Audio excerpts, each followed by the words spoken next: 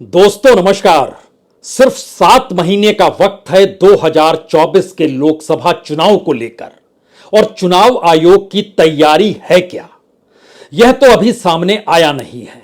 और सिर्फ 1.5 से 2 महीने का वक्त है 5 राज्यों में चुनाव होने को लेकर, और उसको लेकर कौन सी तैयारी इंडिया ने की है, यानी तमाम विपक्षी राजनीतिक दलों ने मिलकर जो इंडिया बनाया है उसकी भी तैयारी क्या है, यह भी अभी कोई जानता नहीं है।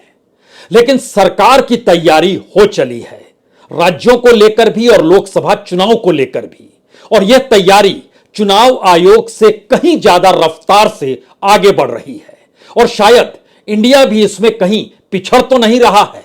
यह सवाल अब इसलिए जरूरी है क्योंकि कल तक जिक्र सिर्फ नेताओं का होता था, और इस बात का जिक्र होता था कि किसकी फाइल कब खुलेगी, किसकी फाइल कब बनेगी, और किसके ऊपर छापा कब पड़ेगा, जांच कब होगी और जेल के पीछे वो कब जाएगा। लेकिन अब उसके आगे का सवाल सिर्फ नेताओं तक सीमित नहीं है, बल्कि नेताओं से आगे बढ़कर अब नौकरशाहों की फाइल भी खुलेगी, नई फाइल भी बनेगी। और पुरानी फाइल अभी की नहीं, बल्कि 2014 से पहले जो नौकरशाहों की लिस्ट थी कि उनके खिलाफ करप्शन के ये मामले हैं, वो सभी लिस्ट तैयार हो गई है। क्योंकि सुप्रीम कोर्ट ने हरी झंडी दे दी है कि 2014 से पहले नौकरशाहों के खिलाफ अब बिना किसी अनुमति के जांच हो सकती है, सजा दी जा सकती है, गिरफ्तारी के लिए भी किसी से पूछना नहीं होगा। तो एक क्षण के लिए आपके जहन में यह सवाल होगा, कितने नौकरशाह तब थे, कितने नौकरशाह अब हैं, और क्या वाकई अगर सभी को मिला दिया जाए तो इस देश के भीतर में क्या विपक्ष का नेता और क्या नौकरशाह, सभी की धड़कनें इस दौर में बढ़ जाएगी। नेताओं की बढ़े या ना बढ़े, लेकिन नौकरशाहों की धड़कनें तो यकीनी तौर पर बढ़ ही जाएगी। और उनकी तादाद 2014 से पहले 250 से ज्यादा नौकरशाहों की लिस्ट जो ज्वाइंट सेक्रेटरी और उसके ऊपर के पद पर थे, उनके खिलाफ कार्रवाई की लिस्ट अब सरकार के पास है।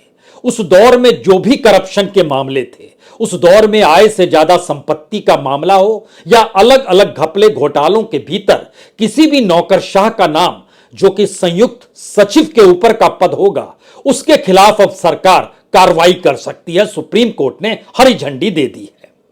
अगला सवाल यह है कि क्या वाकई सिर्फ 250 हैं, और इस दौर का सच क्या है? इस दौर का सच यह है कि बीते 5 वर्षों में 216 नौकरशाह और जोड़ लीजिए, यानी 2014 से पहले 250 नौकरशाह, 2018 के बाद से 216 नौकरशाह और जोड़ लीजिए, दोनों मिलाइएगा तो तकरीबन 466 नौकरशाह हो गए। उसके बीच का जो हिस्सा है 2015, 2016, 2017 और 2018 के मार्च तक का, इन 3.5 सवा 3 सालों के भीतर तकरीबन उस बीच में 175 नौकरशाह और भी हैं, यानी आंकड़े 500 को पार कर गए। तो क्या 500 नौकरशाह इस दौर में 2024 से पहले उनकी धुगधुगी इस दौर में बचती रहेगी और वो संभल कर काम करेंगे, सहम कर काम करेंगे? पता नहीं सरकार कब कौन सी फाइल खोल दे। और इन सब के बीच ईडी और सीबीआई से कुछ छुपा हुआ नहीं है, उसके पास तो पूरी फहरिस्त है, उस दौर की भी, इस दौर की भी। और जो सरकार संसद के भीतर जानकारी देती है, अगर उन आंकड़ों को परखें तो मौजूदा वक्त में जो इंडिया के भीतर सक्रिय नेता हैं, सक्रिय पॉलिटिकल पार्टी है, उनसे जुड़े हुए जो सांसद हैं, जो विधायक हैं, और इससे हटकर जो नेता प्रभावी तौर पर हैं, उनकी संख्या 89 है। यानी 89 सांसद, विधायक, नेता जो बहुत प्रभावी हैं इंडिया के भीतर, उनकी भी लिस्ट तैयार है। और इससे हटकर तकरीबन 6 राज्यों को डिस्टर्ब करने की स्थिति में किसी भी वक्त सरकार आ सकती है। सरकार का मतलब उसी कानूनी प्रक्रिया के तहत आएगी जिसमें पूरी की पूरी लिस्ट तैयार है। उसमें बंगाल दायरे में आता है, बिहार दायरे में आता है, उसके दायरे में तेलंगाना भी आता है, उसके दायरे में तमिलनाडु भी आता है, उसके दायरे में आंध्र प्रदेश भी आता है, उसके दायरे में झारखंड भी आता है। और जो जहां पर सत्ता नहीं है, वहां के जो प्रमुख हैं, उसमें चाहे आप एनसीपी का नाम लीजिए या उसमें आप शिवसेना, उद्धव ठाकरे की नाम लीजिए, हर किसी का नाम इस फेरिस्त में जुड़ा हुआ है, तो अगर जांच की प्रक्रिया अपराध बताते हुए उस किसी की छवि को धूमिल करना और नौकरशाहों की धुकधुकी को बढ़ाए रखना, यह एक ऐसी राजनीति है या ऐसी बिसात है जिसका कोई तोड़ इस दौर में नहीं है, जब तक इंडिया इतना सक्रिय ना हो जाए, जनता को सक्रिय ना कर दे और राजनीतिक तौर पर समझाने ना लगे इस देश के भीतर में कि देखिए, सत्ता जिसके हाथ में होगी वह अपने तरीके से काम करेगा और करप्शन तो उसके भीतर भी है, लेकिन वह अपने लोगों के ऊपर कोई कार्रवाई नहीं करेगा। और मैसेज साफ है कि सत्ता के साथ आ गए तो आपके खिलाफ कार्रवाई नहीं होगी। शायद यही एक ऐसी स्थिति है जिसमें हर किसी को लगने लगा है कि करप्शन को लेकर इस देश के भीतर कोई भी नेता दागदार नहीं है, क्योंकि दागदार है और कार्रवाई होती नहीं है, और कार्रवाई होने से पहले वह सत्ता के साथ खड़े हो जाता है तो वह बेदाग हो जाता है। तो यानी इस दौर में पूरे कानून की प्रक्रिया की धज्जियां क्या चुनावी तौर पर उड़ाई जा रही है और राजनीतिक तौर पर सियासत साधने की कोशिश हो रही है। आइए जरा एक एक पन्नों को फिर खोलते हैं। पन्ने तो हर दिन खोलते हैं, लेकिन आज महत्वपूर्ण यह है कि सुप्रीम कोर्ट ने कल जब यह फैसला दिया कि संयुक्त सचिव के ऊपर जो 2014 से पहले के नौकरशाह थे उनकी फाइल खोली जा सकती है, यानी इससे पहले यह कहा गया था कि भ्रष्टाचार के मामलों में केंद्र सरकार के संयुक्त सचिव या इसके ऊपर स्तर के अधिकारियों के खिलाफ सक्षम प्राधिकरण की मंजूरी अनुमति के बगैर जांच नहीं हो सकती है, और जो यह प्राधिकार जो सक्षम होता है वह भी सहमति देती है तो उसके खिलाफ कोई नौकरशाह अदालत का दरवाजा भी खटखटा सकता है। लेकिन अब सब दरवाजे बंद और नौकरशाहों के खिलाफ पुराने लंबित मामलों की जांच, किसी की कोई अनुमति लेने की जरूरत नहीं और गिरफ्तारी की भी छूट है।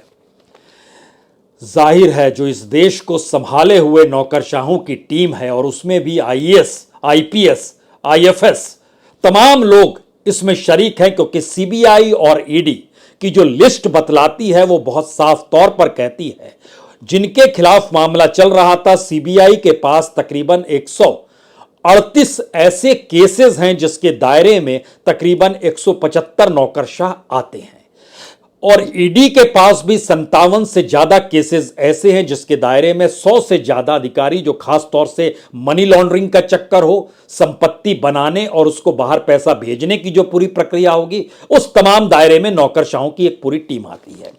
और आज ही गृह मंत्रालय ने सीबीआई को भी इजाजत दे डाली कि अब आप लालू प्रसाद यादव के खिलाफ चार्जशीट दाखिल कर सकते हैं। और यहीं से दूसरा सवाल शुरू हुआ कि लालू यादव जाएंगे तो राबड़ी देवी जाएंगी, वो जाएंगी तो मीसा भारती जाएंगी, और वो जाएंगी तो अन्य बेटियों को भी उस दायरे में लाया गया है। लेकिन तेजस्वी यादव को लेकर सुनवाई 21 तारीख को होगी, और अगर अदालत 21 सितंबर को एक्सेप्ट कर लेती है तो फिर मौजूदा वक्त में जैसे लालू यादव इस वक्त जमानत पर हैं, राबड़ी देवी जमानत पर हैं, वैसे ही तेजस्वी यादव को भी अदालत से जमानत लेनी पड़ेगी। तो बिहार सबसे क्रूशियल एस्पेक्ट में बीजेपी के चुनावी तौर पर आकर खड़ा है, और वहां पर सेंध लगाने का मतलब यह है कि चुनाव प्रचार के मैदान में उस शख्स को जाने ही मत दो जिसके जरिए वोट इधर से उधर होने की परिस्थिति पैदा होती हो। तो लालू यादव हो या तेजस्वी यादव हो, अगर रोक दिया जाए या इस परिवार को रोक दिया जाए, क्योंकि परिवार के सारे लोगों का नाम तो बहुत साफ तौर पर जो जमीन दी गई और जो नौकरी के बदले जमीन ली गई उसको लेकर जो पूरी लिस्ट तैयार है सीबीआई के पास, उसमें तो उसने बहुत साफ तौर पर इससे पहले जो अगस्त के महीने में छापे मारे और पूछताछ की, उस पूरे परिवार से ही पूछताछ की। उसमें लालू यादव की बेटी रागिनी हो या चंदा हो या फिर हेमा हो या फिर मीसा हो या राबड़ी देवी खुद क्यों ना, सभी से पूछताछ और छापे तो पड़े हैं। तो पुराने केस में जमानत पर सभी हैं और नया केस में सभी आरोपी हैं, और इसमें तेजस्वी यादव को लेकर भी सरकार कार्रवाई। तो क्या बिसात सिर्फ बिहार को लेकर बन रही है? जी नहीं।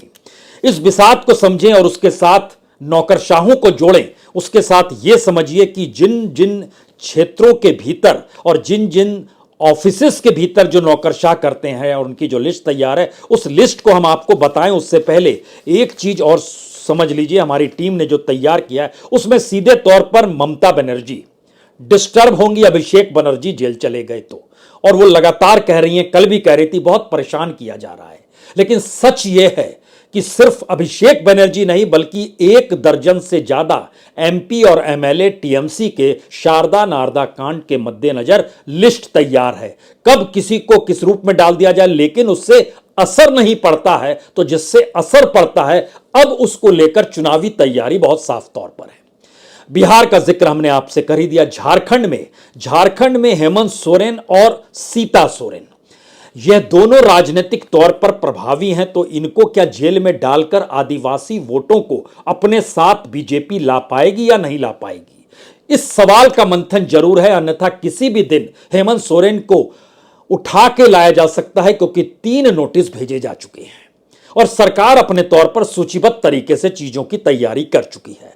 चौथा राज्य तेलंगाना का है। तेलंगाना के भीतर जो बेटी का जिक्र है उसमें कविता का जिक्र है, और वहां पर बड़ा सवाल यह है कि अगर वहां पर लगता है राज्य के मुख्यमंत्री को, केसीआर को, कि बेटी साथ में रहनी चाहिए और उसके संवाद बहुत ज्यादा हैं चुनाव के वक्त में और वो नहीं रहेंगी तो छवि धूमिल हो जाएगी। तो इस छवि का एक्सपेरिमेंट और उस वोट का ट्रांसफर होना, क्योंकि बीजेपी इस दौर में तेलंगाना से गायब सी हो गई और लगातार उसके वोट परसेंटेज जो सर्वे में निकल आ रहे हैं वो सिंगल डिजिट में आकर खड़े हो गए।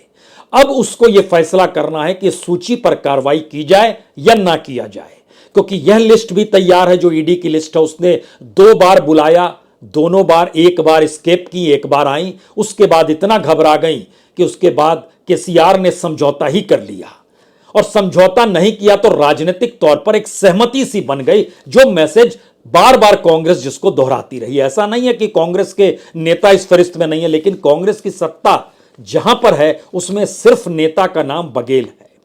दूसरी तरफ गहलोत के भाई का नाम भी है, लेकिन उनको डिस्टर्ब करने से लाभ होगा या घाटा होगा, यह भी परखने की बात है, जो परखा जाएगा। छत्तीसगढ़ में बघेल और उनके साथ जो ब्यूरोक्रेसी की टीम है वह तो जेल में अभी से ही तैनात है, उनको जेल में रखा जा चुका है, जो खास तौर से 3 बड़े अधिकारी जो उनके करीब के हैं और उनके जो एडवाइजर्स हैं उनको लेकर भी तैयारी है।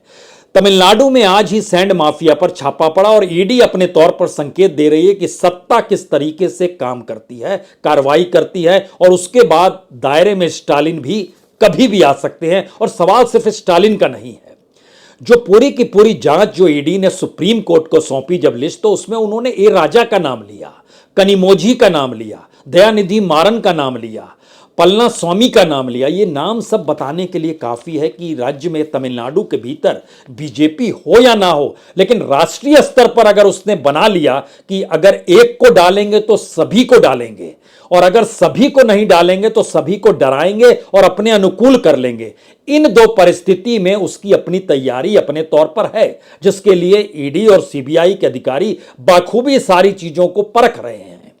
सवाल सिर्फ इतना है कि क्या सभी को डाल दिया जाए और छवि इससे बीजेपी की ठीक हो जाएगी, या फिर जेल में जाने के बाद विपक्ष का नेता कहीं बड़ा नेता हो जाता है और उसकी पहचान जनता के बीच और बड़ी हो जाती है और वो वोटों को अपने साथ तब्दील करने की स्थिति में रहता है। क्या ऐसा भी हो सकता है? हो सकता है, इससे कोई इंकार नहीं है। लेकिन इसके समानांतर एक सवाल और चल रहा है। पहली बार अगर नौकरशाहों को लेकर जो पुरानी फाइल खुलेगी, उसमें किसकी फाइल खुलेगी? हम डिपार्टमेंट्स बतलाते हैं जिससे कुछ चीजें और साफ होंगी।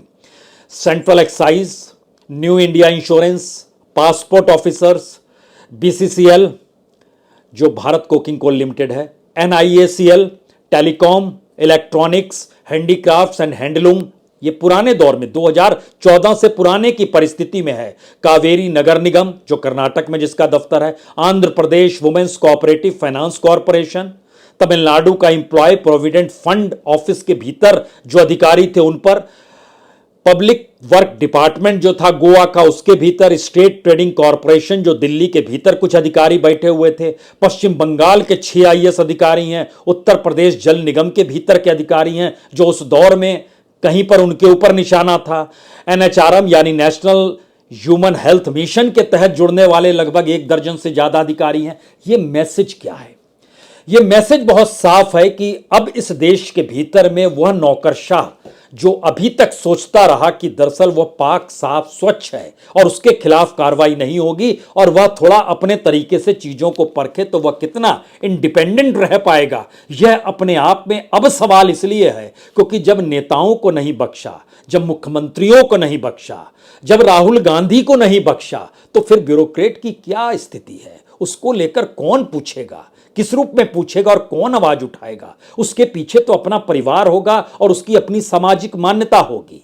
तो एक झटके में राजनीति के उस मर्म को जरा पकड़ने की कोशिश कीजिए कि अगर सत्ता चाहती है इस देश के भीतर का सिस्टम चुनाव को लेकर सक्रिय हो जाए और वह भी उनके अनुकूल सक्रिय हो जाए, तो रोकेगा कौन?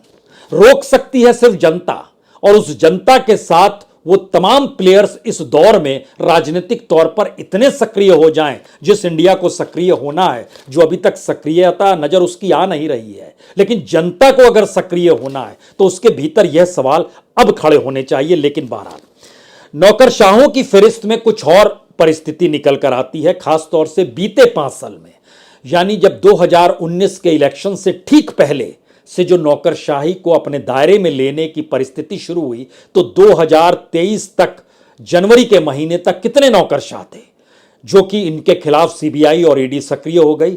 216 नौकरशाह थे। उसमें महाराष्ट्र के सबसे ज्यादा 39 नौकरशाह, दिल्ली के 21 नौकरशाह, उत्तर प्रदेश के 17 नौकरशाह, कर्नाटक के 14 नौकरशाह, बिहार के 12 नौकरशाह, तमिलनाडु के 11 नौकरशाह, गुजरात, हरियाणा, केरल, पंजाब, राजस्थान, तेलंगाना, किसी राज्य के 8, किसी राज्य के 9 नौकरशाह। लेकिन उसके आगे का एक सवाल यहां और है।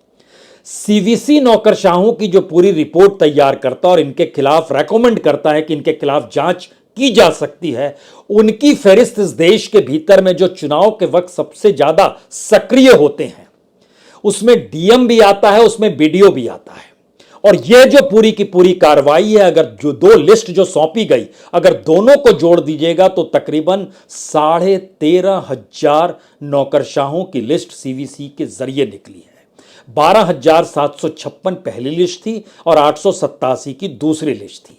अब यह बताने के लिए काफी है कि किस तेजी से सरकार काम कर रही है, बीजेपी काम कर रही है, और या फिर इस दौर में अमित शाह और नरेंद्र मोदी अपने तौर पर जो राजनीतिक बिसात बिछाते हैं वह भी किस तेजी से काम कर रहे होंगे। क्योंकि जब दायरे के भीतर 6 राज्यों के सीएम है, बंगाल, बिहार, झारखंड, तेलंगाना, छत्तीसगढ़, तमिलनाडु, और दूसरी तरफ महाराष्ट्र में प्रभावी शरद पवार हों, तो कोऑपरेटिव की फाइल तैयार है, और अगर शिवसेना तैयार है तो बीएमसी की फाइल तैयार है। तो क्या इन फाइलों के जरिए और नई फाइल बनाने की परिस्थिति के भीतर सरकार को सिर्फ निर्णय लेना है? और यह एक ऐसी परिस्थिति है जिसके बाद जो ईडी और सीबीआई नए तरीके से पूरी राजनीतिक पहल करेगी, राजनीतिक नहीं कहते हैं यहां पर, कहते हैं कानूनी पहल करेगी, जो कि राजनीति का हित साधने की दिशा में जा रहा हो सकता है। आप भी इनकार नहीं करेंगे, हम भी नहीं करेंगे। लेकिन कांग्रेस के भीतर कौन है?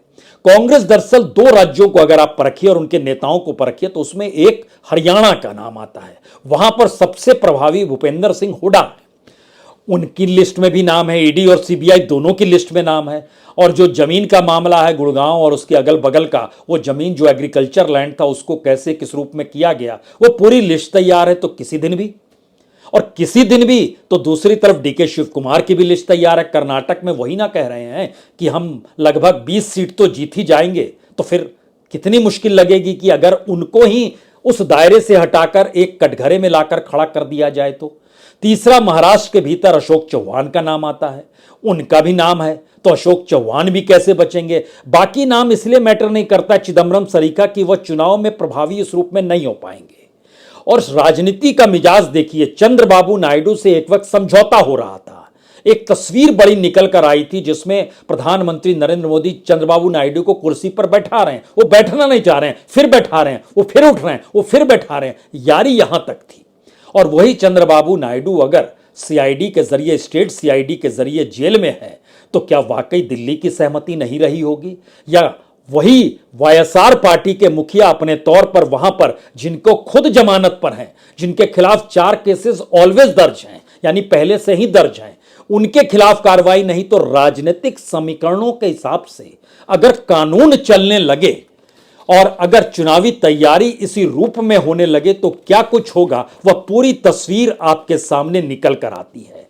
और जो पुराने एमएलए और एमपीज हैं, अगर उसको आप देखिएगा तो आंध्र प्रदेश के 10 हैं, पश्चिम बंगाल के 5 हैं, उत्तर प्रदेश के 6 हैं, केरल के 6 हैं। इसके अलावा इंडिया की फहरिस्त देखिएगा, TMC, RJD, DMK, Samajwadi party, NCP, Congress और नेशनल कॉन्फ्रेंस जो जम्मू कश्मीर की है, इन सभी के सांसदों का और विधायकों की पूरी फहरिस्त जो 56 लोगों की तैयार है, वो सारी की सारी सूची अपने तौर पर इस दौर में सीबीआई और ईडी के पास खड़ी है। आखिरी सवाल, क्या चुनाव को लेकर ऐसी तैयारी इस देश के भीतर राजनीतिक तौर पर कभी किसी ने की होगी? यह जानते समझते हुए कि इस दौर में ईडी को लेकर बहुत सवाल खड़े हुए, सुप्रीम कोर्ट तक मामला गया, लेकिन बावजूद इसके गृह मंत्रालय ने सीबीआई को हरी झंडी दी। सीबीआई अगली चार्जशीट दाखिल करेगी, तेजस्वी के खिलाफ भी फाइल खुल जाएगी उसके बाद।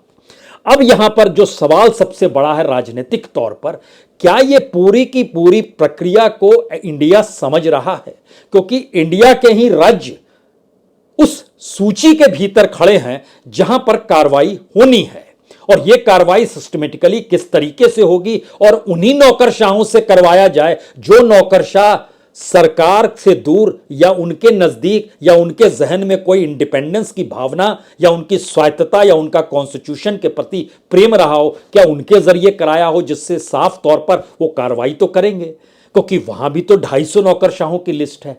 तो राजनीतिक तौर पर जब चुनाव का ऐलान होता है तो सब कुछ इलेक्शन कमीशन के तहत होता है और वहां पर स्टेट पावर खत्म हो जाता है नोटिफिकेशन के बाद से। लेकिन सवाल है कि इलेक्शन कमीशन के पास अपनी फौज तो है नहीं, उसको भी उन्हीं नौकरशाहों से काम कराना है। नेताओं को शायद राहत मिल जाए, लेकिन नौकरशाह तो वही है।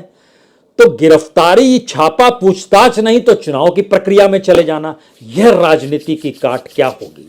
नेताओं के पास इसकी काट होती नहीं है, इसकी काट सिर्फ और सिर्फ जनता के पास होती है। सोचना उसी को है। बहुत बहुत शुक्रिया, बहुत बहुत शुक्रिया।